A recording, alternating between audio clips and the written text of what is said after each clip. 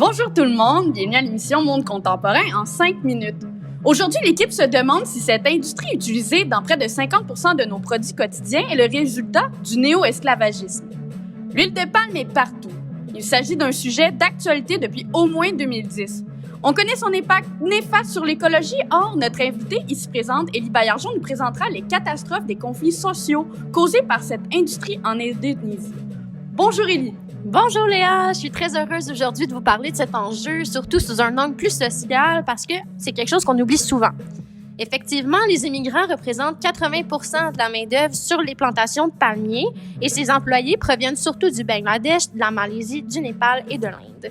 Ce qui se passe concrètement pour ces employés, c'est qu'ils sont souvent trafiqués pour aller travailler loin de chez eux ou sinon, ils vont gravement s'endetter pour faire le long voyage jusqu'en Indonésie.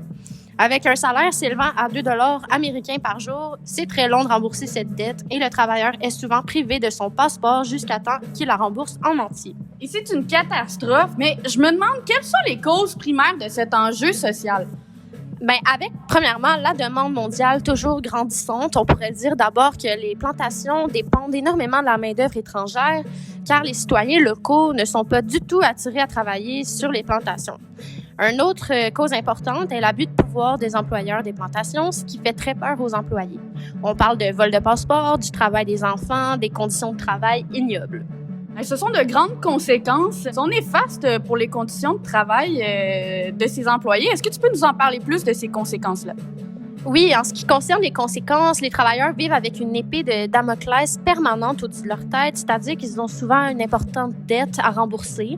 Et lorsque remboursé, le travailleur se voit souvent confisquer son passeport de toute façon et reste donc piégé en Indonésie.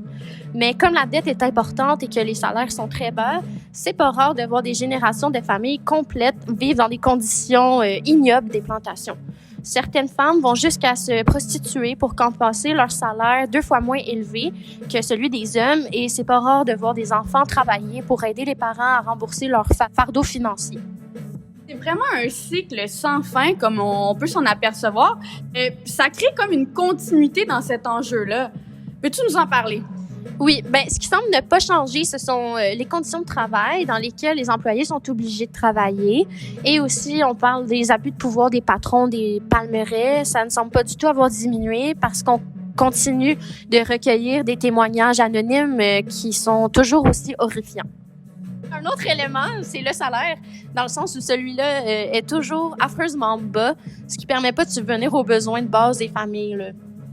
Et malgré tout, il y a quand même du changement dans cet enjeu en Indonésie. Et certainement, depuis la fin de la pandémie, en fait, les voyages sont redevenus plus faciles. Donc, certains immigrants arrivent plus facilement à s'échapper du pays dont ils sont prisonniers avant que leur patron ne les retrouve. Aussi, la population mondiale est toujours de plus en plus conscientisée par rapport aux enjeux sociaux créés par l'huile, ce qui a mis beaucoup de pression sur l'industrie, selon moi. Effectivement, on a créé aussi des comités d'inspection réguliers pour vérifier les conditions de travail. Toutefois, les employés sont souvent obligés de faire comme si rien n'était quand les agents d'inspection sont de passage. Dans le sujet très polarisant, j'imagine qu'il y a différents points de vue à cet enjeu.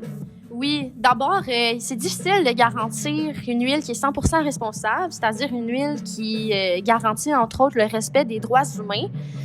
C'est difficile pour les consommateurs, en fait, de faire des choix éclairés.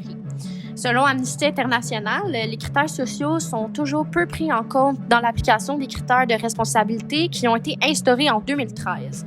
Donc, selon cette organisation, les critères devraient faire objet d'une mise à jour. D'un autre côté, on pense que les enjeux sociaux sont de plus en plus pris en considération par les compagnies et ces dernières vont être plus méfiantes quant à leurs achats en huile de palme. Les grandes multinationales sont souvent pointées du doigt pour le mauvais traitement de leurs ouvriers et ce nouveau point de vue force peut-être les palmeraies à mieux traiter leurs employés. Tout à fait, mademoiselle Baillargeon. Merci beaucoup. Ces opinions émergentes et cette conscientisation des enjeux socio-écologiques concernant l'huile de palme nous laissent sous un questionnement encore plus profond. Serait-ce possible de rendre l'industrie durable à l'échelle mondiale? Écoute, nous en parlerons une prochaine fois puisque c'est tout pour cette vidéo de Monde contemporain en 5 minutes. Merci aux sources suivantes. Amnesty International, Agence France Presse, Messieurs Pattinson, Mason et McDowell, les images de Radio-Canada, les images de CNN, les images de Vice Vidéo, ainsi que de Brut Vidéo.